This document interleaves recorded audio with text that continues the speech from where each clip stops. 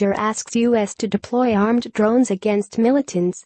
NIAMEY, Reuters. Niger has asked the United States to start using armed drones against jihadist groups operating on the Mali border, raising the stakes in a counterinsurgency campaign jolted by a deadly ambush of allied U.S. Nigerian forces. On October 4, Islamist militants with sniper rifles and rocket-propelled grenades killed 4 U.S. soldiers and at least 4 of their Nigerian partners in an ambush that exposed the dangers of an expanding U.S. presence in a largely desert nation. What began as a small U.S. training operation has expanded to an 800-strong force that accompanies the Nigerians on intelligence gathering and other missions. It includes a $100 million drone base in the central Nigerian city of Agadez, which currently only deploys surveillance drones. "I asked them some weeks ago to arm them, the drones, and use them as needed," Defense Minister Kalamentari told Reuters in an interview in his office.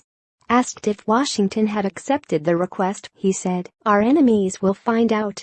A U.S. official, speaking on condition of anonymity, welcomed the defense minister's comments, saying armed drones would be helpful in protecting U.S. troops and potentially targeting militants. The official was not aware of any formal agreement having been reached, however. The deaths of the U.S. soldiers, at the hands of suspected insurgents with the Islamic State in the Greater Sahara Group, shocked Americans, many of whom did not realize their country had such a large presence in Africa's Sahel region. The incident also highlighted the mission creep that has set in and expanded the U.S. role in landlocked Niger, one of the world's poorest and most insecure countries. Mentari said the team of 12 U.S. Special Forces soldiers and 30 Nigerian troops had been right up to the Mali border and had neutralized some bandits just before the ambush took place.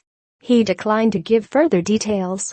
The U.S. military has been adamant that the October 3-4 mission was not intended to involve contact with enemy forces.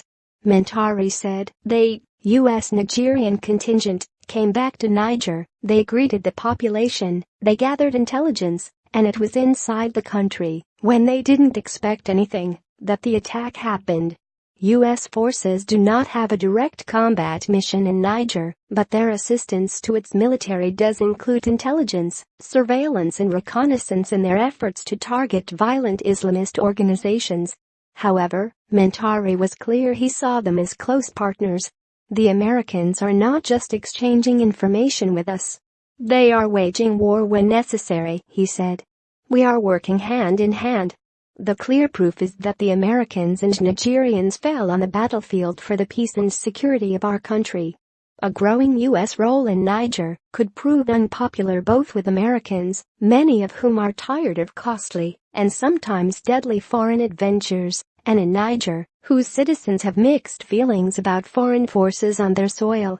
Drone strikes have been controversial in other parts of the world because of the risk of civilian casualties. At a protest rally over a domestic political issue on Sunday, dozens of demonstrators also began chanting against the presence of foreign troops in Niger, a Reuters witness said. Reporting by Tim Cox. Additional reporting by Idris Ali in Washington. Editing by Mark Heinrich and Tom Brown.